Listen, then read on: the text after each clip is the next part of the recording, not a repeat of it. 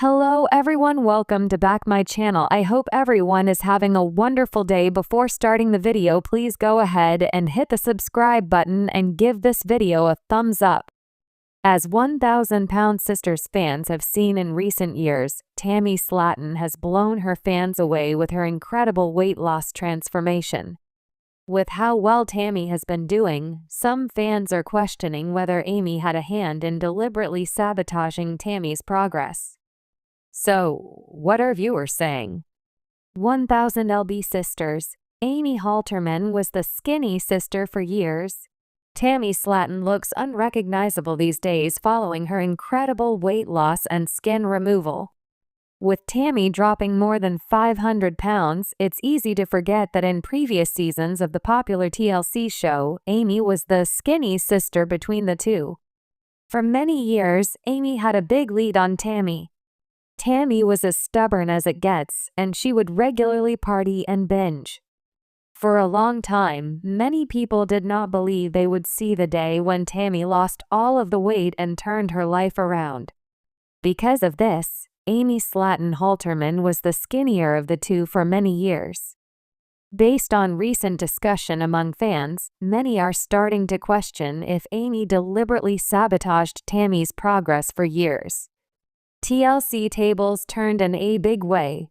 As 1,000-pound Sisters fans have seen, not only has Tammy lost over 500 pounds and surpassed Amy Slaton Halterman by a long shot, but viewers have also called Amy out for losing ground and putting weight back on. With Amy seemingly backsliding and Tammy looking healthier than ever, many viewers are questioning if Amy deliberately sabotaged Tammy's progress for years as a way to make her feel better about herself. One recent commenter said, "I think Amy might have secretly encouraged Tammy's binging. I think by now it's pretty clear that Amy built a lot of her self-esteem and self-worth on being slightly above Tammy on the pecking order. Her whole thing was, I might be big, but at least I'm not as big as Tammy. My life sucks, but at least it's better than Tammy's." She used Tammy as a crutch. She doesn't have to try hard. She just has to be slightly better than her sister, and that's enough to skate by on. Another commenter added, "She was also gobsmacked when she realized Tammy was a large while she was an XL, and then regained her composure and muttered that she just likes wearing bigger clothes." She absolutely leaned for years on the fact she was the smaller, prettier sister in her own mind and undermined Tammy in 1,000 small and not so small ways in order to ensure she stayed that way. I think her self-identity depends on it. The chick is delusional. Do you agree with some viewers that Amy had a hand in derailing Tammy's progress? Let us know in the comments below. When TLC first aired 1,000-pound Sisters in early 2020, it captivated audiences with its raw portrayal of obesity, family bonds, and the daunting road to recovery. At the heart of the series were two sisters from Dixon, Kentucky, Amy Slaton Halterman and Tammy Slaton, who, together, weighed over 1,000 pounds. The series promised viewers an emotional, sometimes messy, but always honest look at what it takes to reclaim one's life from the brink. For years, fans rooted for the sisters' success. Yet as the seasons progressed, a darker question began to stir beneath the surface. Did Amy Halterman, knowingly or not, sabotage her sister Tammy's progress? It's a bold claim and a controversial one. But like any good reality show, 1,000-pound Sisters doesn't just ask us to look at the obvious. It asks us to look deeper into motives, dynamics, past trauma, and the blurry line between helping and hurting. So let's dig in. Two sisters, 1,000 pounds, and a dream of change. Amy and Tammy grew up in a low-income household, facing poverty, instability, and emotional neglect. Their bond as sisters was their lifeline, but it was also fraught with tension, jealousy, and codependence. Food became not just fuel, but family, comfort, control, celebration, escape. When the show began, Amy weighed approximately 400 pounds and Tammy over 600. While both sisters expressed a desire to lose weight, their motivations were often at odds. Amy wanted children. Tammy wanted independence. Both wanted love and acceptance, but in very different ways. Right away, viewers noticed the imbalance in effort. Amy began making small changes, cooking at home, exercising, and eventually qualifying for bariatric surgery in season 1.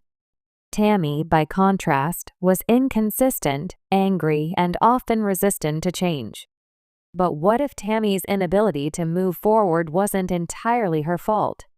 Amy's fast track to success and the shift in power. In season 1's emotional finale, Amy underwent weight loss surgery. It was a breakthrough, one that brought tears, pride, and celebration. But it also did something less visible. It shifted the power dynamic between the sisters. Amy, once Tammy's equal in struggle, was suddenly the success story. She was mobile. She was losing weight. She was married. She was pregnant. Meanwhile, Tammy remained mostly stagnant, increasingly frustrated with her own progress. Some fans noted that Amy, post-surgery, began talking about Tammy more than with her. In confessionals, she would sigh and roll her eyes. "I just don't know what to do with her anymore," became a refrain. In one scene, Amy said, "I'm trying to be there for her, but she don't listen. She's just lazy." Lazy? Or lost? The narrative had shifted. Tammy was no longer Amy's teammate, she was her burden. The food factor, love or sabotage? Let's talk food. In countless scenes, Amy is seen grocery shopping for Tammy, cooking for her, and sometimes even delivering unhealthy food at Tammy's request. Viewers watched in disbelief as Amy brought home Chinese takeout, burgers, and cakes, knowing full well her sister was supposed to be on a strict diet. Critics were quick to label this behavior enabling. But enabling is only half the story. Some fans began to wonder, was Amy subtly sabotaging Tammy? "She acts like she's helping," one Reddit commenter wrote, "but she brings food that she knows will trigger Tammy. That's not help. That's setting her up to fail." Let's be fair, Tammy was an adult. She could refuse food. But when your mobility is limited, your mental health is fragile, and your sister is your only lifeline to the outside world, refusing isn't so simple. Amy knew what Tammy liked, and she used it, sometimes to comfort her, sometimes to calm her down, but always in a way that blurred the line between help and harm. Jealousy in reverse. Here's where things get really interesting.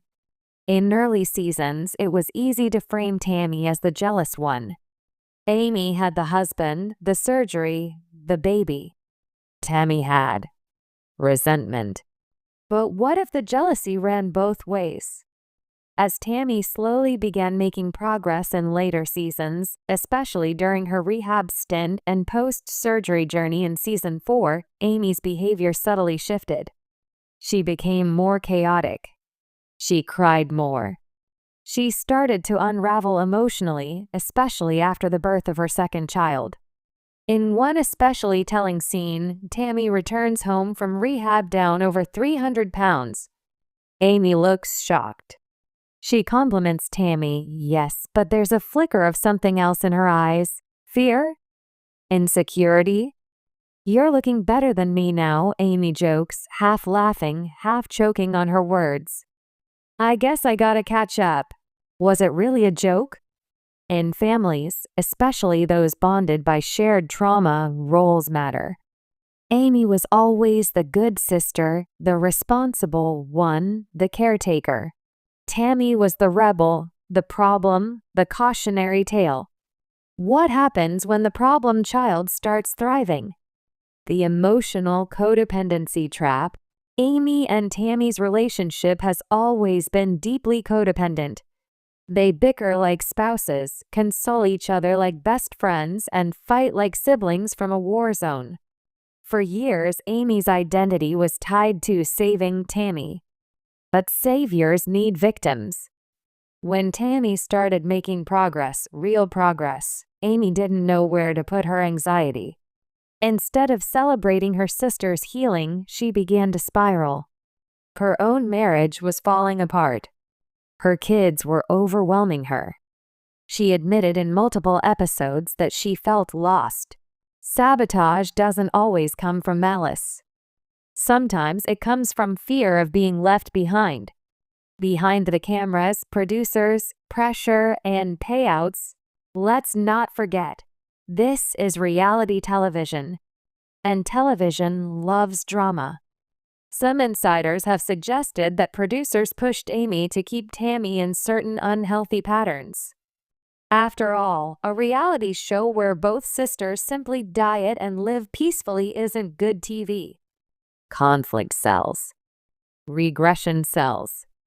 It's worth noting that Amy was one of the original pitch creators for 1,000-Pound Sisters. She had been vlogging on YouTube for years and knew the mechanics of content creation. Some speculate she was always more aware of the performance aspect of their lives than Tammy was. Did Amy, knowingly or not, lean into sabotaging behaviors for the sake of storylines? Did she prioritize the show over her sister's health at times? We may never know. But it's a question worth asking. The divorce, the baby blues, and Tammy's glow up. By the time season 5 rolled around, the tables had turned completely. Tammy had undergone bariatric surgery. She was walking again. She was off oxygen. She was even dating and reportedly married a man she met in rehab, though their relationship was short-lived. Fans began praising Tammy as a symbol of resilience. Meanwhile, Amy's world was crumbling. She filed for divorce from her husband, Michael. She confessed to feeling overwhelmed as a single mom. Her health goals were slipping. She appeared more tired, more frazzled, and less in control than ever before. Tammy, once the burden, was now thriving. Amy, once the rock, was now cracking. And here's the irony. In Tammy's time of progress, Amy had less screen time, fewer narrative arcs, and a dwindling sense of identity on the show. Redemption or resentment? If Amy did sabotage Tammy intentionally or unconsciously, does that make her a villain? Not necessarily.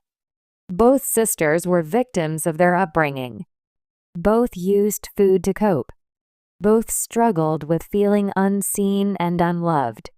Amy's need to care for Tammy wasn't just a sisterly duty, it was a way to feel valuable.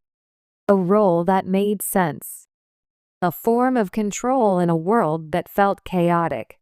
But when Tammy no longer needed that care, when she found self-sufficiency, Amy was left with a question she hadn't asked in a long time: who am I if I'm not her savior? Sabotage in this context isn't about evil. It's about fear. And yet, Tammy's progress is real. Amy may have stumbled, but she never truly stopped loving her sister. And that love, as messy and dysfunctional as it can be, is what keeps them coming back to each other. The fans speak out.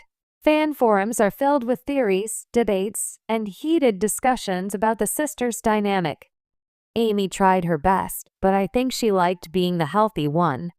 Now that Tammy's doing better, she feels threatened. Tammy was a nightmare for years. Amy deserves to be tired. They both sabotaged each other. It's a trauma bond. It's not sabotage, it's addiction. And addiction is messy. There's no consensus. But one thing is clear: 1,000-Pound Sisters isn't just a weight loss show. It's a psychological drama about identity, dependency, and the impossible tightrope of sibling love. Healing is not linear. As of 2025, both sisters are still on their respective journeys. Tammy continues to share glimpses of her healthier lifestyle. She's smiling more. She's walking more. She's dressing with style and swagger. And yes, she's still proudly rocking tight jeans. Amy is healing, too. She's slowly finding her footing as a single mother. She's taking mental health seriously. She's reconnecting with herself outside of the caretaker role. Their story is far from over. If anything, the pendulum has swung once more toward a possible reconciliation, not just as sisters, but as equals. Did Amy sabotage Tammy's progress? The truth is layered. Did Amy ever want Tammy to fail? Probably not. Did she sometimes act in ways that delayed Tammy's progress? Possibly. Was it sabotage or survival?